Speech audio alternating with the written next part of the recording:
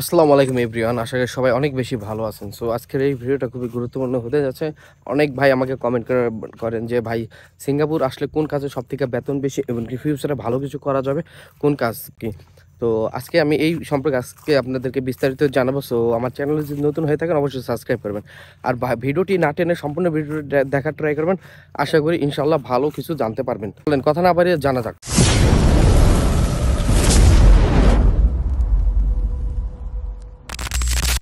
তো সর্বপ্রথম আমি যেই কাজটার কথা বলবো সেটা হচ্ছে ইলেকট্রনিক এই কাজটা যদি আপনি সিঙ্গাপুর শিখে আসেন তাহলে খুবই ভালো হয়। এই কাজটা সিঙ্গাপুর হাই ডিমান্ড, খুবই গুরুত্বপূর্ণ একটা কাজ এবং কি ভালো টাকা অ্যামাউন্ট একটা স্যালারি পাওয়া যায়। নতুন অবস্থায় যদি আপনি দেখা যাচ্ছে যে 1-2 বছর যদি করেন তাহলে মিনিমাম বেসিক স্যালারি $28 থেকে $32 কিন্তু হয়ে যায়। আর যদি এই কাজটা সম্পূর্ণ করতে পারেন এবং কি সার্টিফিকেট করতে পারেন তাহলে তো আর পিছনে ফিরে তাকাতে হবে না। মিনিমাম আপনার 2 থেকে 3 লাখ টাকা কিন্তু এই কাজটা শিখে আসলে বেতন পাবেন। আর এই কাজটা শিখে আসতে হলে আপনার ট্রেনিং সেন্টারে এই ট্রেডটা আছে, ইলেকট্রনিশিয়ানের এই ট্রেডটা আছে, একটু সময় বেশি লাগে। এটা একটা কোনো ধরনের প্রবলেম না। এটা কিন্তু চাইলে কিন্তু ফিউচারে অনেক কিছু ভালো কিছু করতে পারবেন। তারপর হচ্ছে 2 নম্বর কাজটা হচ্ছে এয়ারকনের কাজটা যদি আপনি শিখে আসেন, এটাও খুবই গুরুত্বপূর্ণ, খুবই একটা ভালো একটা কাজ। ইলেকট্রনিকের মতোই খুবই গুরুত্বপূর্ণ। এটাও আপনি ট্রেনিং করে আসার সময় এটা পাবেন না, এয়ারকনের এই কাজটা নেই। তবে আপনি যখন স্কিল করবেন, যে কোনো একটা স্কিল করার পরবর্তীতে আপনি এই কাজে আসবেন কোম্পানি খুঁজে, যে ইয়ারকনের কোম্পানিতে আমি যাব। আসার সময় আপনি আপনার পরিচিত ভাই ব্রাদার অথবা যার মাধ্যমে আসবেন এজেন্সি, তাদেরকে আপনি বলেন যে আমি ইয়ারকনের কোম্পানিতে যাব। তো তখন আপনি ইয়ারকনের কোম্পানিতে আইপি করে কিন্তু আসতে পারেন। খুবই ভালো একটা কাজ। এটা কিন্তু 3-4 বছর পর আপনার 2 লাখ টাকা প্লাস স্যালারি হবে। আর এই লিস্টে 3য় নম্বর কাজটা হচ্ছে টাইলসের কাজটা একটু হার্ড, বাট এটাও হাই ডিমান্ড। খুবই পরিশ্রম হলে কিন্তু অনেক টাকা কিন্তু স্যালারি। এটাও সেম। টাইলসের কাজ আসতে হলে অবশ্যই আপনি স্কিল করে আসতে হবে। স্কিল করে পরবর্তীতে কিন্তু আসলে অনেক ভালো হয়। আর এটাও কিন্তু টাইলসের কাজ কিন্তু ট্রেনিং সেন্টার কিন্তু এই ট্রেডটা পেয়ে যাবেন। তারপর চলবে 4 নম্বরের যে কাজটা রয়েছে, কাজটা হচ্ছে এটা হলো স্প্রিঙ্গারের কাজ। স্প্রিঙ্গারের কাজ এটা হয়তো বাংলাদেশে ততটা অ্যাভেলেবেল না। যেমন স্প্রিঙ্গারের কাজটা হচ্ছে কি, যেমন যেই ধরনের বড় বড় ধরনের বিল্ডিং আছে, ওই বিল্ডিংয়ে যেই ফায়ার লাগলে যখন একটা স্প্রিঙ্গার আছে গোল একটা, তো ওই কাজটা ওইটা বাংলাদেশে তত একটা নাই। তো ট্রেনিং সেন্টারে গেলে এটা একটা ট্রেড পেয়ে যাবেন, এটা আসতে পারেন। এটা খুবই ভালো একটা কিন্তু কাজ। তো লাস্ট আমাদের 5 নম্বরে আমার লিস্টে যে কাজটা আছে এটা হচ্ছে লিফটের কাজ। লিফটের কাজটা কিন্তু এই কাজ আসেন তাহলে খুবই ভালো একটা ডিমান্ডের স্যালারি পাওয়া যায়।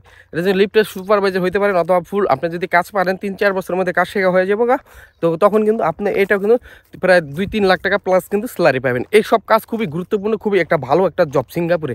খুবই এই ধরনের কোম্পানি হলো সব থেকে অ্যাভেলেবেল। সিঙ্গাপুর প্রচুর পরিমাণে এই ধরনের কোম্পানি। আপনি 1-2 বছর পর যদি যেমন 20 কিংবা $22 যদি আপনার বেসিকে যদি যান, 1-2 বছর পর যদি কোম্পানি চেঞ্জ করেন, মিনিমাম $30 মতো বেসিকে কিন্তু চাইলে কিন্তু আপনি ঢুকতে পারবেন।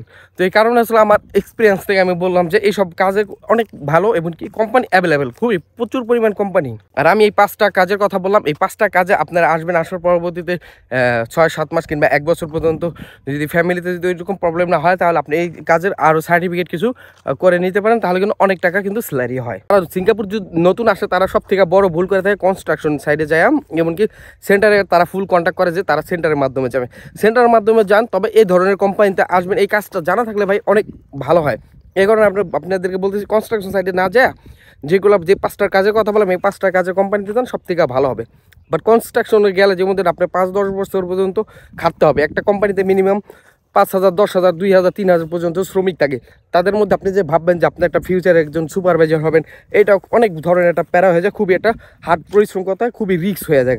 এটা হইতে হলে আপনার অনেক পরিশ্রম করতে হবে। এটা আসলে সবাই এরকম পারেন। তো এই কারণে আমার রিকোয়েস্ট থাকবো যে আপনারা এই ধরনের কাজগুলো আসলে সব থেকে ভালো হবে। কনস্ট্রাকশন সাইডে এইসব কাজ অ্যাভয়েড করবেন। আর যেগুলো কাজ বললাম এগুলো কনস্ট্রাকশন সাইডের এরিয়াই, বাট এগুলো হয়েছে ইনডোরের ভিতরে, আউটডোর কাজ না। আউটডোরে যেমন কনস্ট্রাকশন আপনার কাজটা কি, যেটা বিল্ডিংয়ের রাজমিস্ত্রি কাজ, আপনি নতুন গেলেন, আপনি 16-17 টাকা বেসিক দিবে, $18 বেসিক দিবে। এরকম বেসিক দিলে আপনাকে সাপু দেওয়া হবে, অথবা কারো হেল্প করা লাগলে, অথবা কারো হিসেবে আপনার কাজ করতে হবে। আর আমি যেই 5টার কাজের কথা বললাম, এই 5টা কাজের মধ্যে যদি আইসে আপনি যদি হেল্পারে করেন 1-2 বছর পর, 1-2 বছর পর্যন্ত হেল্পার এরকম করতে হয় না। আপনি যতদিন থাকবেন তত কাজ শিখবেন। কাজ শেখা হয়ে গেলে দেখা যাচ্ছে আপনার বস দেখলো অথবা সুপারভাইজার দেখলো, তখন আপনার এক এক করে লেভেল আপ করলেন, তখন আরও অনেক সার্টিফিকেট, ওই সার্টিফিকেট করলে আপনি কিন্তু ফিউচার অনেক ভালো কিছু করতে পারবেন।